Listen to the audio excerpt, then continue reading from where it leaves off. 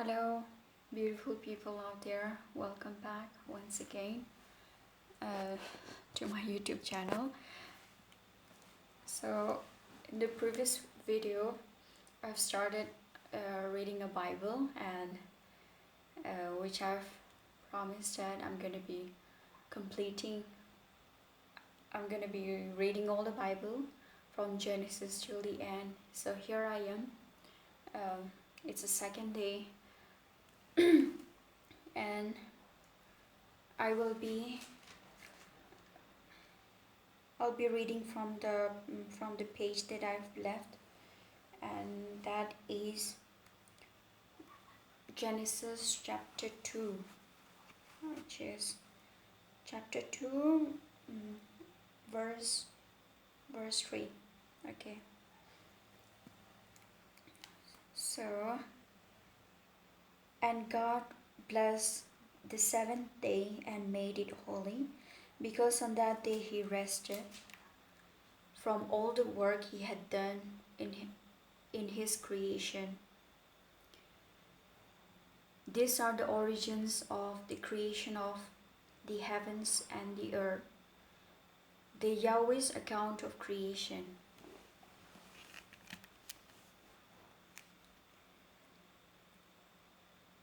On the day that God made the earth and the heavens, there was not yet on the earth any shrub of the fields, nor had any plants yet sprung up, for the Lord God had not made it rain on the earth, and there was no man to till the earth. But water welled up from beneath the earth and watered all the surface of the ground. Then the Lord God formed man of dust drawn from the ground, and breathed into his nostril the breath of life, and man became a living being. God planted a garden in Eden in the east, and there he placed man whom he had created. The Lord God caused to grow from the ground every kind of tree that is pleasing to see and good to eat. Also the tree of life in the middle of the garden, and the tree of the knowledge of good and evil. The river flowed from Eden to water the garden, and from there it divided to form 4 main streams. The name of the first river is Pison. It is the one that flows around all the country of Havilah, where there is gold, and the gold of that country is good. Bethlehem, it's Bdellium, and Oxian, Onyx. Oxian stones are found there. The name of the second river is Gihon.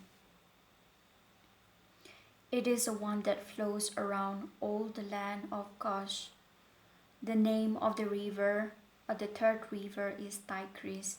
It is the one that flows to the east of Assyria. The fourth river is the Euphrates. The Lord God took the man and placed him in the Garden of Eden to till it and take care of it. Then the Lord God gave this command to the man: You may indeed eat of every tree in the garden, but of the tree of the knowledge of good and evil you shall not eat. For on the day you eat of it, you are doomed to die. The Lord God said, It is not good for the man to be alone. I will give him a suitable companion. Then the Lord God formed all of the ground, all the beasts of the field, and all the birds of the air, and brought him to Adam to see what he would call them. And whatever Adam called every living creature, that was its name. So Adam gave names to all the cattle, the birds of the air, and to every beast of the field. But he did not find among them a companion suitable for himself. Then the Lord God caused a deep sleep to come over Adam, and he fell asleep. Then he took one of his ribs and filled its place with flesh. The rib which the Lord God had taken from Adam, he formed into a woman and brought her to the man. Adam then said, "This at last is a bone of my bones and flesh of my flesh. She, she shall be called woman, because she was taken from man. That is why a man leaves his father and mother and becomes attached to his wife, and they become one flesh. Both Adam and his wife were naked, but they were not ashamed." 3. The fall. Now the serpent was the most crafty of all the wild creatures that the Lord God had made. He said to the woman, "Did God really say, 'You must not eat from any tree in the garden'?" The woman said to the serpent, "We may eat the fruit of the trees in the garden, but of the fruit of the tree that is in the middle of the garden, God said, 'You shall not eat, and you shall not touch it, or you will die.'"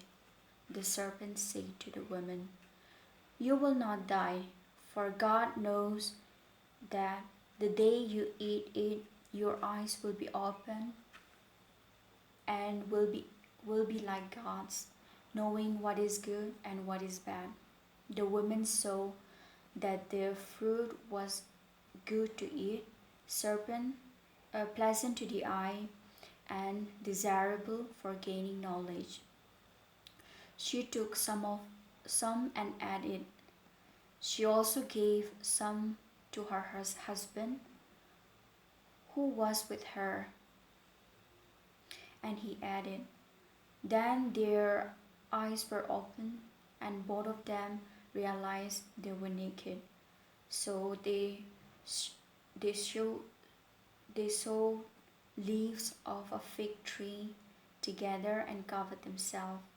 They heard the sound of the Lord God taking a walk in the garden in the cool of the day, and they, Adam and his wife, hid from the Lord God among the trees of the garden.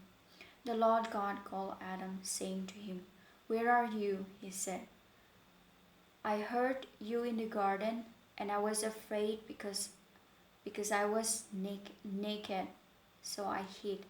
God said, "Who told you that you were naked? Have you eaten of the tree I ordered you not to eat?" Adam answered, "The woman you put with me gave me the fruit from the tree, and I ate it." The Lord God said to the woman, "What have you done?" The woman said, "The serpent deceived me, and I ate." The judgment of God.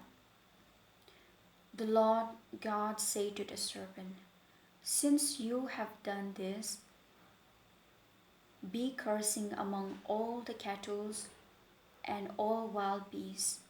You shall crawl on your belly and eat dust all the days of your life.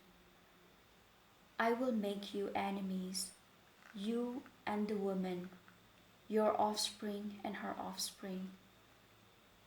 He will curse your head, and you will strike at his heel." To the woman, God said, "I will increase your suffering in the childbearing, and you will give birth to your children in pain.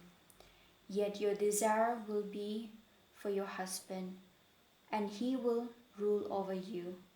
To Adam, God said, "Because you have listened to your woman, to your wife, and have eaten from the tree of which I forbade you to eat, cursed be the ground because of you. In toil You will provide food for yourself from it all the days of your life. It will produce thorn and thistles, Thistle, thistle for you, and you will eat the plants of the field.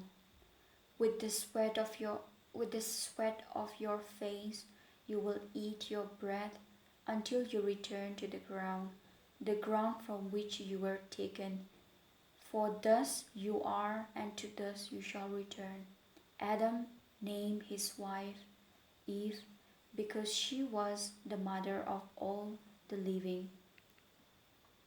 The Lord God made garments of skin for Adam and his wife, and with this he clothed them. Then the Lord God said, Adam has now become like one of us, making himself judge of good and evil. Let him not stretch out his hand to take and eat from the trees of life as well, and live forever. So the Lord God chased him out of the Garden of Eden to till the ground from which he had been made. And after having driven the man out, he posted the cherubim, cherubim and a flaming sword that kept turning in all directions to guard the way to the tree of life. So I have completed the second and the third, and I'm going to be taking a pause and continuing with the next one. Thank you for watching, and we shall continue and complete the whole Bible chapter, and it's becoming more interesting, I should say. I hope you accompany me in my next video as well. Thank you so much.